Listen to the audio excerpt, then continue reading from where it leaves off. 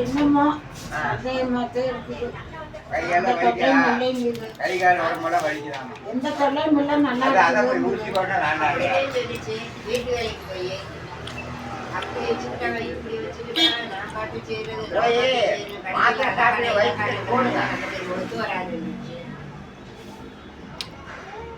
இப்ப இங்க யாரும் இல்ல, 2 கலடு தேவை சொல்றது. அப்படித்தான் சொல்லுது. காசு இல்லாத எதையும் ஜாதிக்கலாம் உள்ள விட்டு தயாரிக்காவா நம்ம சீரம்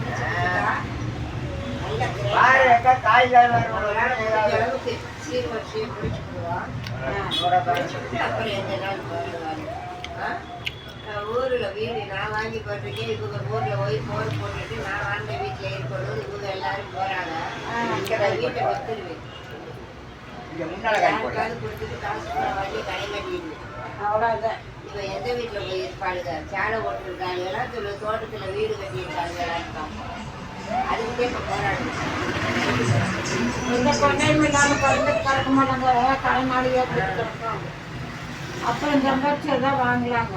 அந்த கடனை கட்டலாம். அந்த வாங்கிட்டு வந்து கொண்டு போய் எனக்கு வேணாம் சொன்னாரு. யாருக்காவது எனக்கு காசு கொடு.